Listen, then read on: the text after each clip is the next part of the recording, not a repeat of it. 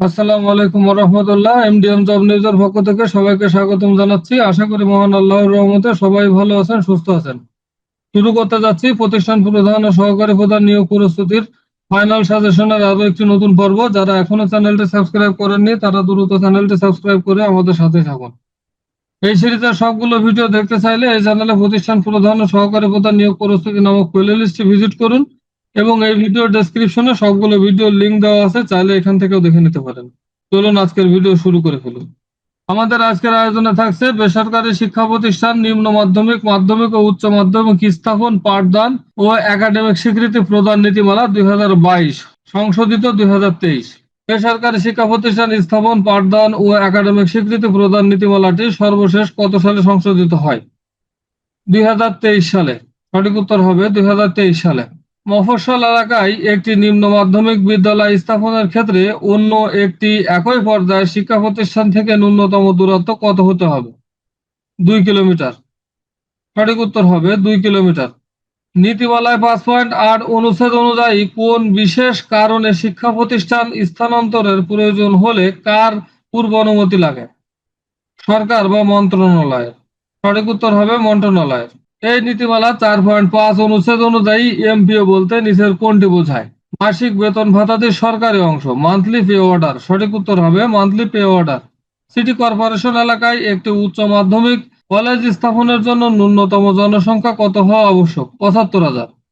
সঠিক উত্তর হবে 75,000। শিক্ষা প্রতিষ্ঠান স্থাপন বা পাঠদান অনুমতির সুপারিশ প্রদানের জন্য গঠিত মঞ্জুরি কমিটির সভা কত মাস অন্তর অনুষ্ঠিত হয়? 3 মাস অন্তর। সঠিক উত্তর হবে 3 মাস অন্তর অনুষ্ঠিত হয়। শিক্ষা প্রতিষ্ঠান স্থাপনের অনুমতি পাওয়ার পর পরবর্তী কত সময়ের মধ্যে পাঠদানের প্রাথমিক অনুমতির জন্য আবেদন করতে হয়? 3 বছর। সঠিক উত্তর হবে 3 বছর। শিক্ষা প্রতিষ্ঠানের একাডেমিক স্বীকৃতি নবায়ন করার জন্য মেয়াদ শেষ হওয়ার কত সময় পূর্বে আবেদন করতে হবে? 6 মাস। সঠিক উত্তর হবে 6 মাস। কোন এলাকায় শিক্ষা প্রতিষ্ঠান স্থাপনের ক্ষেত্রে জনসংখ্যার সত্ত্বেও সর্বোচ্চ 50% শিথিলযোগ্য? শিল্প এলাকা ও প্রথম শ্রেণীর পৌরসভা। সঠিক উত্তর হবে শিল্প এলাকা ও প্রথম শ্রেণীর। শিক্ষা প্রতিষ্ঠান স্থাপনের সাথে কত টাকার নন জুডিশিয়াল স্টাম্পে অঙ্গীকারনামা দাখিল করতে হয়? 300 টাকা। সঠিক উত্তর হবে 300 টাকার। কোন ক্ষেত্রে সরকার শিক্ষা প্রতিষ্ঠান স্থাপনের জন্য দূরত্ব ও জনসংখ্যা শর্ত শিথিল করতে পারে? চর অঞ্চল, দ্বীপ ও হাওড় বাওড় এলাকা। সঠিক উত্তর হবে চর অঞ্চল, দ্বীপ ও হাওড় বাওড় এলাকা। পাঠদানে প্রাথমিক অনুমতি পাওয়ার কত দিনের মধ্যে প্রতিষ্ঠানের জন্য একটি নির্বাহী কমিটি গঠন করতে হবে? 30 দিন। সঠিক উত্তর হবে 30 দিন। 30 দিনের ভিতরে নির্বাহী কমিটি গঠন করতে হবে। 30 দিন। পাঠদানে প্রাথমিক অনুমতি পাওয়ার পর কত দিনের মধ্যে প্রতিষ্ঠানের নামে ইন নাম্বার সংগ্রহ করতে হবে? 30 দিনের মধ্যে। সঠিক উত্তর হবে 30 দিনের মধ্যে। নতুন শিক্ষা প্রতিষ্ঠান স্থাপনের ক্ষেত্রে নিচের কার নামে নামকরণ করা যাবে না? নতুন শিক্ষা প্রতিষ্ঠান স্থাপনের ক্ষেত্রে নিচে কার নামে নামকরণ করা যাবে না? যুদ্ধ অপরাধে দণ্ডিত ব্যক্তির নামে। সঠিক উত্তর হবে যুদ্ধ অপরাধে দণ্ডিত ব্যক্তির নামে। ব্যক্তির নামে শিক্ষা প্রতিষ্ঠান নামকরণের ক্ষেত্রে প্রাথমিক পর্যায়ে সরকারের পূর্ব অনুমতি সাপেক্ষে কত টাকার এফডিআর জমা রাখতে হবে? নির্ধারিত পরিমাণ টাকা পরিশিষ্ট 2 অনুযায়ী। নির্ধারিত পরিমাণ টাকা পরিশিষ্ট 2 অনুযায়ী। সঠিক উত্তর হবে নির্ধারিত পরিমাণে টাকা পরিশিষ্ট 2 অনুযায়ী। বেসরকারি শিক্ষা প্রতিষ্ঠানের একাডেমিক স্বীকৃতি নবায়নের মেয়াদ সাধারণত কত বছরের জন্য? 3 বছরের জন্য। সঠিক উত্তর হবে 3 বছরের জন্য। মঞ্জুরি কমিটিতে জেলা পর্যায়ের প্রতিনিধি হিসাবে নিচের কে অন্তর্ভুক্ত থাকেন? বিভাগীয় কমিশনার কর্তৃক মনোনীত প্রতিনিধি। সঠিক উত্তর হবে বিভাগীয় কমিশনার কর্তৃক মনোনীত প্রতিনিধি। শিক্ষা প্রতিষ্ঠানের পাঠদান বা একাডেমিক স্বীকৃতি বাতিলের ক্ষমতা কার হাতে ন্যস্ত? সংশ্লিষ্ট শিক্ষা বোর্ড। সঠিক উত্তর হবে সংশ্লিষ্ট শিক্ষা বোর্ড।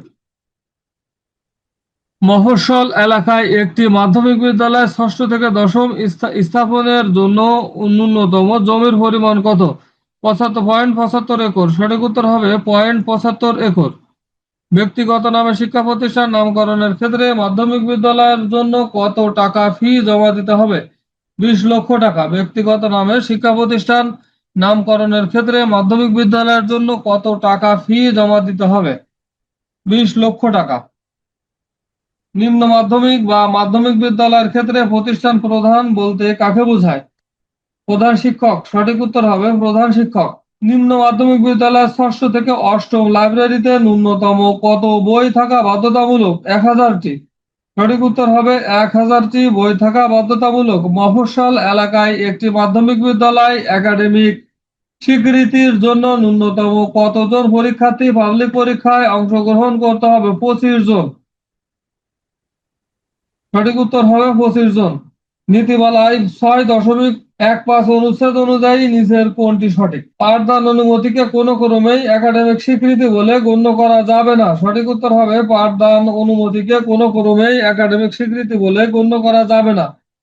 সিটি কর্পোরেশন এলাকায় একটি উচ্চ মাধ্যমিক কলেজ স্থাপনের জন্য সংরক্ষিত তহবিলে কত টাকা রাখতে হবে?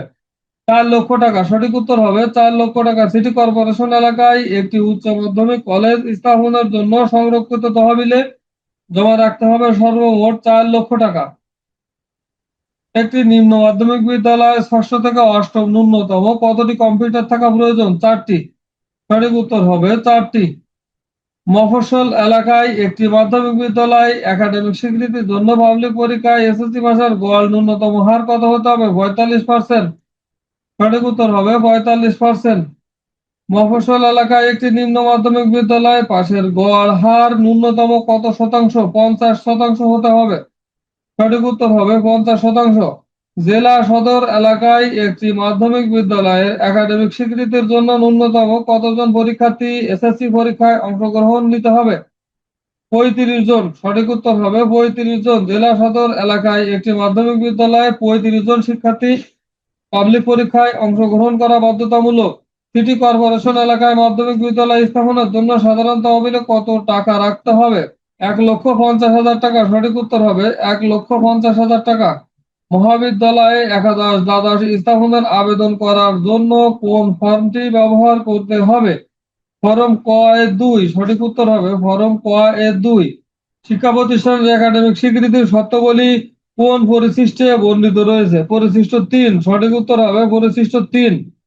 সিটি কর্পোরেশন এলাকায় একটি উচ্চ মাধ্যমিক মহাবিদ্যালয় স্থাপনের জন্য ন্যূনতম জমির পরিমাণ কত? 0.50 একর। সঠিক উত্তর হবে 0.50 একর। বেসরকারি শিক্ষা প্রতিষ্ঠান স্থাপনের অঙ্গীকারনামা কত মূল্যের নন জুডিশিয়াল স্ট্যাম্পে দিতে হয়? 300 টাকা। সঠিক উত্তর হবে 300 টাকা নন জুডিশিয়াল স্ট্যাম্পে দিতে হয়। সহ শিক্ষা প্রতিষ্ঠানের ক্ষেত্রে ছাত্রীদের জন্য কোন বিশেষ কক্ষের ব্যবস্থা রাখা বাধ্যতামূলক? Common room. সঠিক উত্তর হবে কমন রুম। একটি বেসরকারি উচ্চ মাধ্যমিক মহাবিদ্যালয়ে একাদশ থেকে দ্বাদশ ন্যূনতম কতটি শ্রেণী কক্ষ থাকা বাধ্যতামূলক? 6টি। সঠিক উত্তর হবে 6টি। মফস্বল এলাকায় একটি উচ্চ মাধ্যমিক মহাবিদ্যালয়ে একাদশ থেকে দ্বাদশ একাডেমিক স্বীকৃতির জন্য ন্যূনতম কত টাকা দিতে হবে? ন্যূনতম কত শিক্ষার্থী থাকতে হবে? 220 জন। সঠিক উত্তর হবে 220 জন। সিটি কর্পোরেশন এলাকায় একটি মাধ্যমিক বিদ্যালয়ে ষষ্ঠ থেকে দশম মাধ্যমিক একাডেমিক স্বীকৃতির জন্য মোট কতজন শিক্ষার্থী থাকতে হবে? 200 জন। সঠিক উত্তর হবে 200 জন। একাডেমিক স্বীকৃতির জন্য 200 জন শিক্ষার্থী থাকতে হবে। লাইব্রেরিতে কোন ধরনের বই রাখা নীতিমালায় নিষিদ্ধ করা হয়েছে? নোট বই বা গাইড বই। সঠিক উত্তর হবে নোট বই বা গাইড বই। লাইব্রেরিতে কোন ধরনের বই রাখা নীতিমালায় নিষিদ্ধ করা হয়েছে? নোট বই বা গাইড বই। মফস্বল এলাকায় একটি মাধ্যমিক মহাবিদ্যালয়ে পাশের হার ন্যূনতম কত শতাংশ? 80%। সঠিক উত্তর হবে 80%। লাইব্রেরিতে কোন ধরনের বই রাখা নীতিমালায় নিষিদ্ধ করা হয়েছে? নোট বই বা গাইড বই। সিটি কর্পোরেশন এলাকায় উচ্চ মাধ্যমিক মহাবিদ্যালয় মহিলা এর জন্য 3টি বিভাগের ন্যূনতম কতজন শিক্ষার্থী থাকা প্রয়োজন? 200 জন। সঠিক উত্তর হবে 200 জন। বেসরকারি শিক্ষা প্রতিষ্ঠানের জন্য নির্ধারিত শিক্ষক কর্মচারীর সংখ্যক কোন নীতিমালা অনুযায়ী নির্ধারিত হয়? জনবল কাঠামো ও এমপিও নীতিমালা। সঠিক উত্তর হবে জনবল কাঠামো ও এমপিও নীতিমালা। শিক্ষা প্রতিষ্ঠানের একাডেমিক স্বীকৃতির জন্য নিচের কোনটি পাঠ্যক্রমিক কার্যক্রম হিসেবে অন্তর্ভুক্ত? বিশেষ চাহিদা সম্পন্ন শিক্ষার্থীদের জন্য ভবনে কোন ধরনের সুযোগ সুবিধা থাকা বাধ্যতামূলক? মফস্বল এলাকায় একটি মাধ্যমিক বিদ্যালয়ে সাধারণ তহবিলে কত টাকা রাখা প্রয়োজন? 1.5 লক্ষ টাকা, 1,50,000 টাকা। বিশেষ চাহিদা সম্পন্ন শিক্ষার্থীদের জন্য ভবনে কোন ধরনের সুবিধা থাকা বাধ্যতামূলক? আর র্যাম্প সিঁড়ি থাকা বাধ্যতামূলক। সঠিক উত্তর হবে র্যাম্প। উচ্চ মাধ্যমিক মহাবিদ্যালয় একাদশ থেকে দ্বাদশ স্থাপনের জন্য কত নম্বর আবেদন ফর্ম ব্যবহার করতে হবে? ভিডিওটি শেষ পর্যন্ত দেখার জন্য আপনাকে অসংখ্য ধন্যবাদ। এই সিরিজের সবগুলো ভিডিও দেখতে চাইলে এখনই চ্যানেলটি সাবস্ক্রাইব করে ফেলুন। আজকের মতো বিদায় নিচ্ছি। আসসালামু আলাইকুম ওয়া রাহমাতুল্লাহ।